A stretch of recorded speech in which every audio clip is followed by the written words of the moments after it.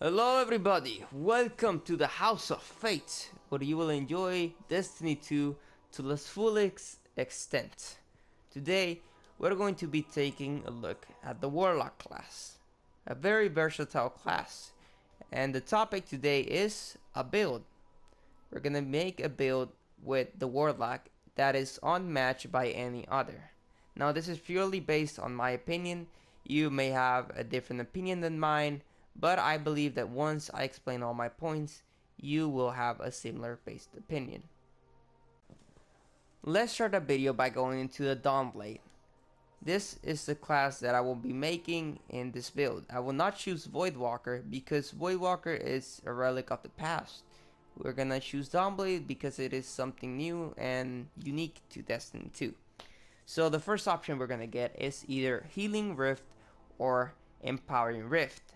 But I personally like more Empowering Rift because in the Healing Rift, if you're getting shot at, that automatically stops the heals that you're getting and it just starts over again. Meanwhile, if you're getting shot in the Empowering Rift, you will at all times get the increased weapon damage. In other words, if you're getting shot while inside the Healing Rift, the healing will stop, and the Empowering Rift, you will always get that weapon damage while you're inside it, even if you're getting shot. Now the second skill is the grenade. It's not a skill, it's basically just a grenade, but this is something that a lot of people have different opinions in it.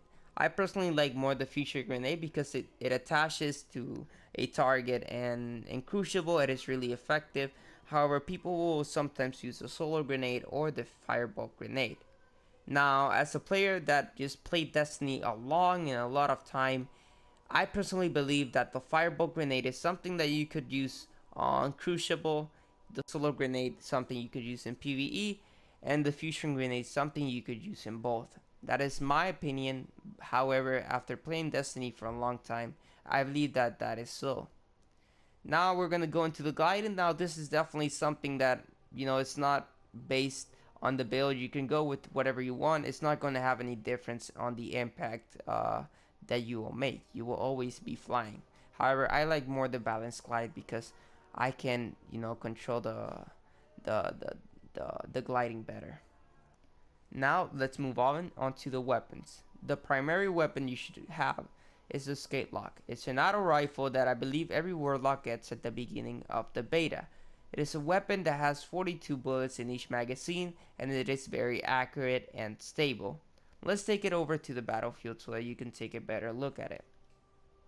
Alright, now this is going to be the test that I told you about.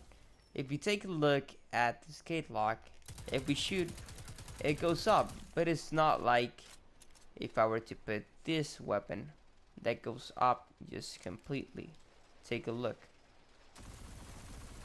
As you see, the difference in recoil is significant. This weapon doesn't go up as much, while if I shoot with this one, as you see, it takes a whole different curve. However, it's not only that, because if we shoot and if we aim down, it's not going to go up as much.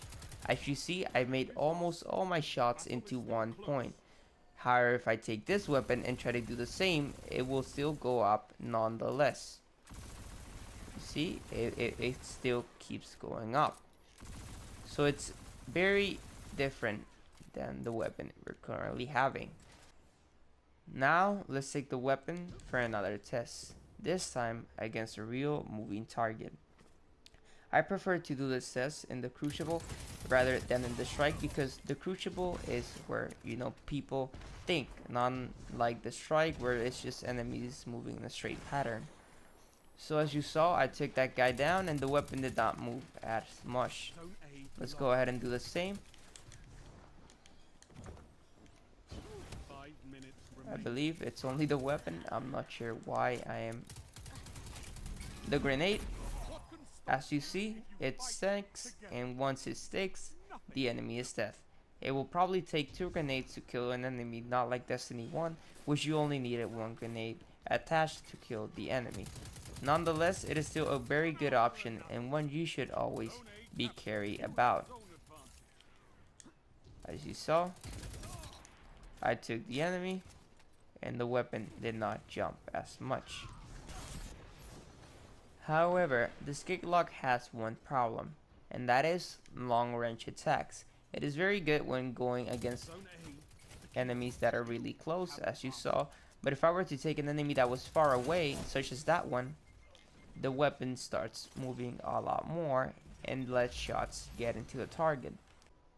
However, there is a problem with the Skate-Lock. Despite it being pretty accurate and precise and having good low range damage, when you go and take it into a far range target, you'll probably miss a lot because the bullets are spread and do not follow a certain point. For that reason, I decided to add the Scout Rifle Black Scorpion. It is a full auto Scout Rifle, meaning that you do not have to press the attack key more than once. You just press it like you would press with another rifle and it will keep shooting. The Black Scorpion makes up for the Skate-Lock long range problem, meaning that if you're gonna kill a target that is a lot far away, you would use the Black Scorpion instead of the Skate-Lock. Let's take this into a test. Let's go over into the quick play mode and see how it does. Now, taking into consideration what I said, this is the problem of the Skate-Lock. If I were to shoot this wall from over here, as you see, it is getting precise, but the bullets are spreading. However, if I were to go and shoot for my Scout Rifle, it will stay in a steady position. This applies in long range. For example, let me shoot this wall with the Skate-Lock. For as much as I would try to get the recoil to get it being, oh fuck, there's one guy there. Can't you see I'm making a video? Thank you for being the test subject, my friend. But as I was saying, just as you saw, the bullets don't mark on the wall. That is a funny part, Bungie, trying to mess up my video that way. What the fuck? It doesn't mark them. Either way, as I was saying, as you saw, it just sticks in a steady course. Not like the Skate-Lock, which if I shoot with it, it just blows up, spreading into action. Now this in close range isn't so. Just as you saw, it stays into one position.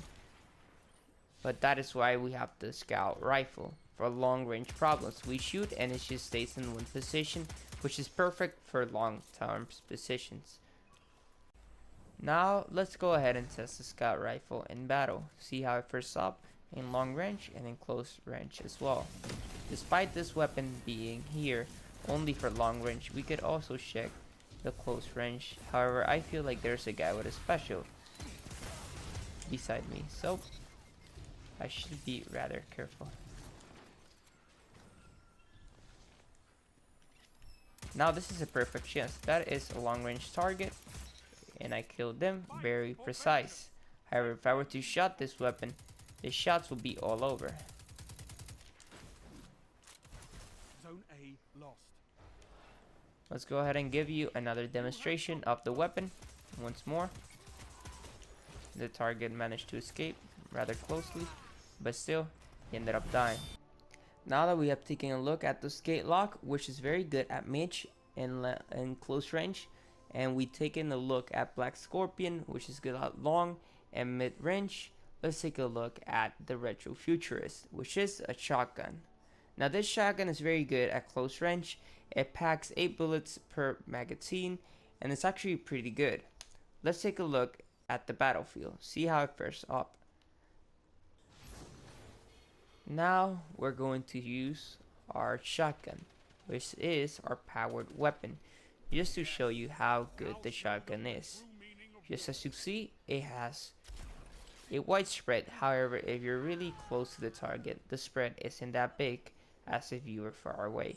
For example, now you see the spread of the two weapons, being close and being far away. So you should always use the weapon being close. If not, just change back to your primary. You need to be careful when you approach the enemy. One dead. Let's go move to the other. Another dead. Now let's go and change to the Skate-Lock to finish our job. Good job there. Now that we have taken a look at what this build can do, I hope you have enjoyed. This is gonna be the end of the video. I know I went really paused and I did not use my Russian accent. However, I feel that this was a video that needed to be simple and paused so that most people could explain what I was could understand what I was explaining. So either way, guys, thank you for watching. If you liked it, leave a like. If you did not like it, leave a dislikes.